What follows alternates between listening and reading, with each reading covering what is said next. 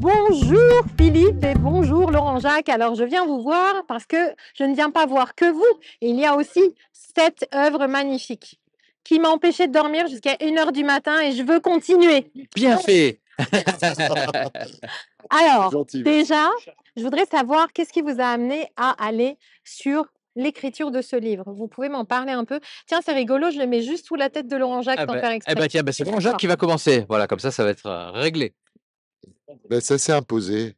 Voilà, nous, on vit des aventures, on vit des expériences depuis que Philippe me guide dans ce monde étrange que je découvre. Et puis, du coup, il se passe plein de choses, plein de synchronicités. Elles s'imposent à nous. Et donc, ce livre, il fait partie de ce qu'on vit, en fait. Voilà, c'est naturel de l'écrire. C'est naturel de transmettre et de restituer ce qui se passe et ce qu'on comprend de ce qui se passe. Et ce qui se passe quand on aborde ce chemin, parce que la singularité de ce livre, c'est quand même quelqu'un qui ne croyait absolument à rien de ce qui se passait dans l'invisible, qui ne croyait qu'en la science, qui croyait qu'en ce qui était démontrable par une Par les reproduction de l'expérience, Ouais. par l'expérience. Ça. Donc, heu, ce chemin, ça peut être le chemin de beaucoup de personnes et j'espère que des personnes qui ne croient en rien, qui se posent comme des questions, qui sont curieux, mais qui ne croient pas du tout en qu'il puisse y avoir un monde invisible, où il se passe des choses et que nous étions vraiment, en symbiose avec ce monde et que nous étions faisons partie complètement de ce monde, pourront un jour, pourront lire le livre et être peut-être convaincus par le chemin de Laurent Jacques qui a vécu toutes ces expériences et qui a bien changé depuis. Donc Oui, attends, question.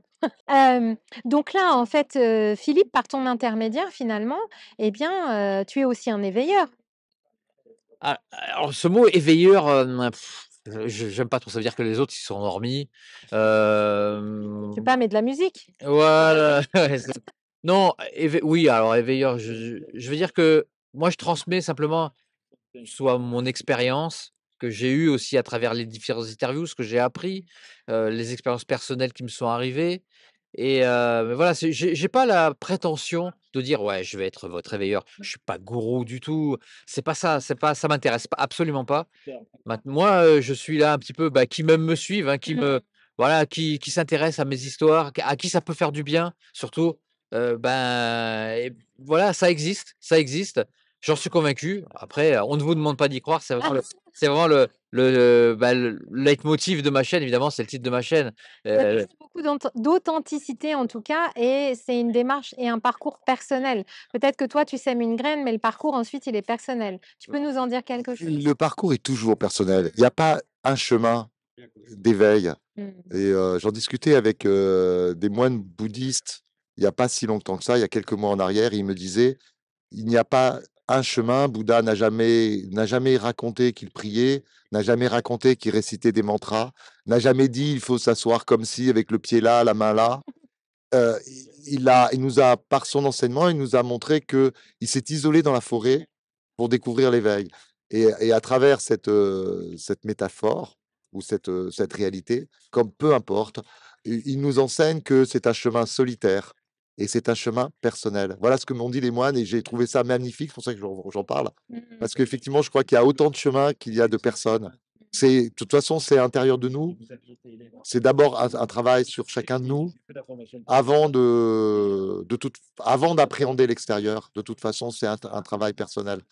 Et même si c'est vraiment un parcours personnel d'avoir transmis dans ce livre, ça peut, faire résonner des choses chez les autres et que est-ce que tu as bien sûr que chaque livre va être une expérience personnelle pour chacun, mais est-ce que vous avez mis une petite envie ou quelque chose que vous aviez envie de transmettre plus particulièrement? Ah ben, en fait, Philippe, il y a vraiment 2 niveaux et moi, c'est pour ça que je suis super content que des gens comme toi, avec tout ton savoir sur les mondes invisibles, soient enthousiastes à lire ce livre. C'est parce qu'on discute beaucoup avec des amis, des médiums comme, David Fontaine, comme, Stéphane Michael, Michel Dourtre et donc il y a toujours différents niveaux de lecture. Ce livre, il peut aussi bien intéresser celui qui ne croit pas et qui fait ses premiers pas dans la spiritualité, que des gens qui sont médiums et qui cherchent des réponses, en tout cas des mots MOT, sur des ressentis, qui cherchent à de la logique dans ce qui leur arrive.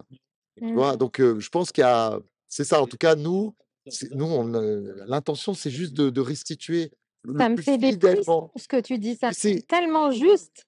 mais c'est je on ne fait que restituer ce qui ouais, ce qu'on vit, ce qu'on vit, Comme tout et puis simplement. c'est aussi, ton approche, enfin ce que j'en comprends, ça fait aussi le pont entre, c'est comme un traducteur finalement parce que parfois dans le monde de la spiritualité, on peut avoir un langage qui n'est pas compréhensible de tous. Ah ben vous êtes bien barrés, Eh ben, c'est voilà. possible. Moi, il me faut mais ça, j'y peux rien, c'est ma formation, il faut que je mette de l'ordre et que je mette un peu de logique. De toute façon, forcément, il y a une logique, même si c'est pas la logique qu'on nous a enseignée, il y a une logique. Les choses ne sont pas illogiques. Donc mais mettre de la logique, c'est aussi salvateur pour moi.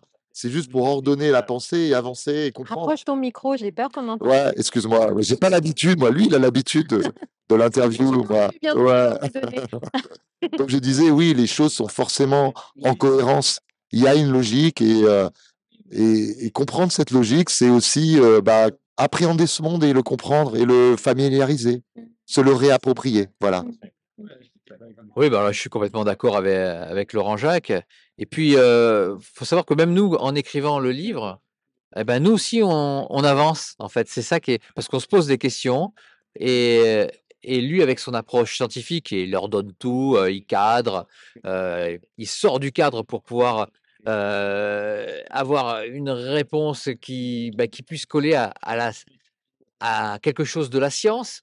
Ouais, c'est ça aussi sa force, c'est qu'il ose sortir de ce cadre scientifique qu'il a, bah, qui t'a modelé, en fait, Oui, ouais, voilà et formaté. voilà, formaté pour pouvoir prendre un autre petit chemin et donner des explications qui pourtant sont rationnelles, des vraies explications à ce que vivent, les médiums, ce que les voyants, pourquoi ces contacts, à quoi on se contacte, à qui on se contacte, avec qui on est en contact, Le le magnétiseur aussi. magnétiseur et beaucoup de ponts aussi avec la physique quantique.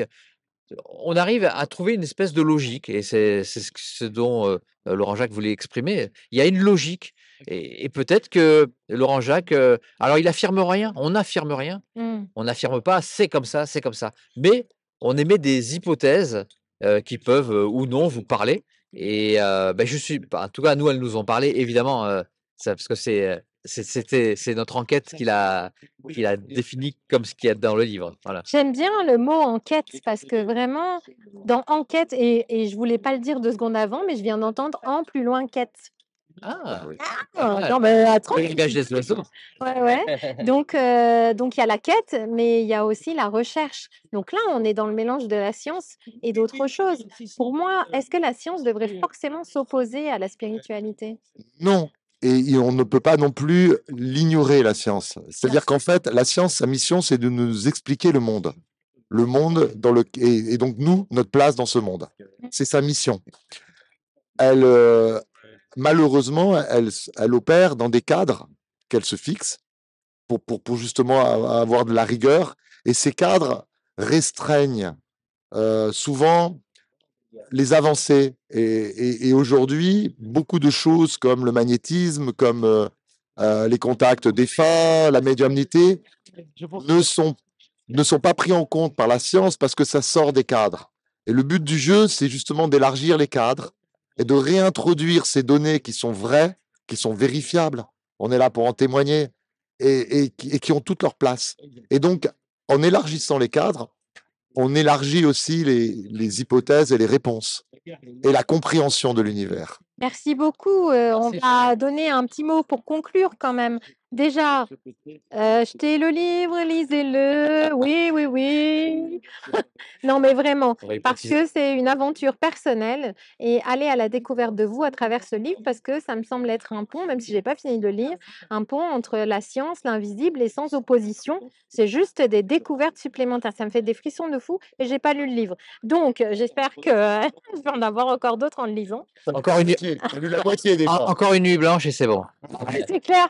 Et alors un petit mot de la fin pour vous, je ne sais pas où vous en êtes, aujourd'hui par rapport à tout ce qui s'est passé et qu'est-ce que vous avez encore envie de dire? Bah, déjà, ce qu'on peut dire, c'est que, bah, ce livre fait partie d'une aventure qu'on a en commun depuis 3 ans, tous les 2, parce qu'il y a eu le premier livre «Parce qu'on ne vous pas d'y croire», le deuxième, et ça va continuer parce que, c'est comme si, à la fin du livre, on pourrait marquer à suivre. Il Mmh. sera peut-être prochain, il sera différent. Ce sera différent. Il sera différent, mais ça fait partie de nos expériences et nos expériences, font qu'on va faire un prochain livre, et cetera et cetera. Parce que toutes les réponses qu'on apporte aussi envoient à d'autres questions Mmh. et évidemment, je ne sais pas si on aura, notre vie, entière, pour et peut-être qu'à la fin de notre vie entière, on pourra peut-être trouver une réponse, mais je pense qu'on trouvera jamais de réponse définitive.